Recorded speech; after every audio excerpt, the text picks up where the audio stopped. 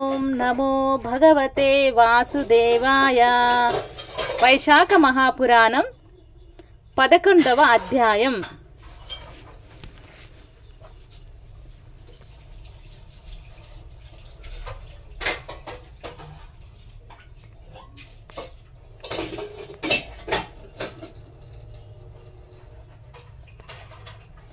ఓం నమో భగవతే వాసుదేవాయ. నారాయణం నమస్కృత్యం నరం చైవ నరోత్తమం దేవీం సరస్వతిం వ్యాసం తదో జయ ముదీరయాత్. రతీదేవి దుఃఖము దేవతలు ఊరడింపు.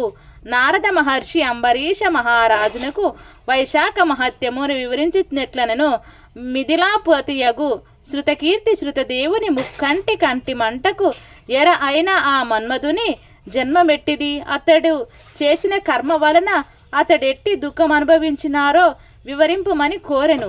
శృతదేవుడిట్లనెను, కుమారస్వామి జన్మ కథ పవిత్రమైనది. విన్నంతనే చేసిన పాపములన్నీయూ నశించును, కీర్తిని పుత్రులను కలిగించును, ధర్మబుద్ధిని కలిగించును, సర్వరోగములను హరించును.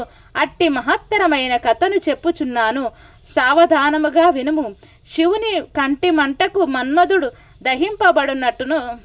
దహింపబడుటను చూసి మన్మధుని భార్యయగు రతి బూడిదె ప్రోగు అయిన భర్తను చూసి దుఃఖపీడితయై మూర్ఛల్లెను. ముహూర్త కాలమునకు తెప్పరిల్లి బహు విధములుగా దుఃఖించెను. ఆమె దుఃఖము చూచు వారికి దుఃఖమును కలిగించుచుండెను. ఆమె తన భర్తతో సహగమనం చేయవలనని తలిచెను. అందులకే తగిన ఏర్పాట్లను చేయుటకు తన భర్తకు మిత్రుడగు వసంతుని తలచెను. వీరపత్ని ఆమె కోరిక ప్రకారం చితిని ఏర్పరచటకై వసంతుడు అచటకు వచ్చెను. మిత్రుని దుర్మరణమునకు మిత్రుని భార్య దురవస్థకు విచారించుచున్న వసంతుడు రతీదేవిని ఊరడించునట్లును, అమ్మా, నేను నీ పుత్రుని వంటి వాడను. పుత్రుడగు నేనుండగా నీవు సహగమన మునర్పవలదు అని వసంతుడు బహు విధములుగా చెప్పినాడు. రతి సహగమనం చేయుటయే నిశ్చయించుకొనెను. వసంతుడు ఆమె నిశ్చయమును మరలింపలేకపోయెను. ఆమె కోరినట్లు చితిని నదీ తీరమున ఏర్పరచెను. ఆమె గంగా స్నానము చేసి సహగమనముకు చేయవలసిన పనులను పూర్తి చేసి భర్తను తలుచుకొనుచు చితి నెక్కబోయెను. అప్పుడు ఆకాశవాణి, కళ్యాణి పతిభక్తి మతి అగ్ని ప్రవేశం చేయకుము. శివుని వలనను శ్రీకృష్ణ అవతారం నెత్తిన శ్రీ మహావిష్ణువు వలనను నీ భర్తకు 2 జన్మలు కలవు. 2వ జన్మలో శ్రీకృష్ణుని వలన రుక్మిణీదేవికి ప్రద్యుమ్నుడిగా జన్మించును.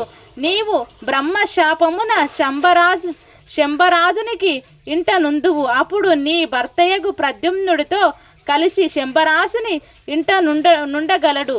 ఆ విధంగా నీకు భర్తృ సమాగమము కలదు. అందువలన అగ్ని ప్రవేశమును మానుమని పలికెను. ఆకాశవాణి మాటలను పాటించి రతి అగ్ని ప్రవేశం మానెను. తర్వాత బృహస్పతి, ఇంద్రుడు మున్నగు దేవతలు అటకు వచ్చి తమ ప్రయోజనములకై శరీరము కోల్పోయిన మన్మధుని భార్యగు రతీదేవిని బహు విధములుగా నూరడించిరి. ఆమెకు అనేక వరములనిచ్చిరి. శివుని కంట మంటలో దహింపబడి శరీరం లేనివాడై అనంగుడను పేరున మన్మధుడు పొందును. నీకు మాత్రము యథాపూర్వకముగా కనిపించునని ఆమెకు వారు వరములిచ్చిరి. యూరడించి పెక్కు ధర్మమును ఉపదేశించి ఇట్లనిరి, కళ్యాణి, పూర్వజన్మలో నితడు సుందరుడును మహారాజు. అప్పుడును నీవే ఇతని భార్యవు. అప్పుడు రజో దోషమునందున ఆ ధర్మమును పాటింపక పోవుటచే నీకిప్పుడీ స్థితి వచ్చినది. కావున వైశాఖ మాసమున గంగా స్నానము చేయుము, వైశాఖ వ్రతమునాచరింపుము. పూర్వజన్మలో నీవు చేసిన దోషములకు ప్రాయశ్చిత్తమగును. ప్రాతకాలమున గంగా స్నానము చేసి శ్రీ మహావిష్ణువు నర్చింపుము. పూజానంతరం విష్ణు కథా శ్రావణం చేయుము. నీవిట్లు చేసినచో నీ భర్త నీకు లభించును అని రతికి అశూన్య శయన వ్రతము ఆచరించు విధమును చెప్పి దేవతలు వెళ్ళిరి. రతీదేవియు అతి కష్టంపై దుఃఖమును మృంగి సూర్యుడు మేషరాశిలో నుండగా వైశాఖ మాసమున వైశాఖ వ్రతం ఆచరించుచు అశూన్య శయనమును వ్రతమును చేసెను. ఆ వ్రత ప్రభావమునకు ఆమెకు భర్తయగు మన్మధుడు కంటికి కనిపించెను. ఆమెతో యథాపూర్వకంగా సుఖించుచుండెను. మన్మధుడు పూర్వజన్మల సుందరుడును రాజుగా నుండెను. అప్పుడప్పుడు వైశాఖ వ్రతం చేయలేదు, వైశాఖ దానములు చేయలేదు. అందుచే నితడు శ్రీ మహావిష్ణువు కుమారుడైనాడు. శివుని కోపాగ్నిచే శరీరం పోగొట్టుకొనెను.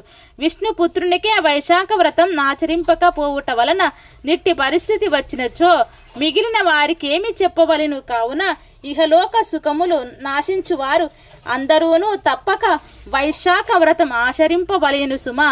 వైశాఖ పురాణం 11వ అధ్యాయం సంపూర్ణం.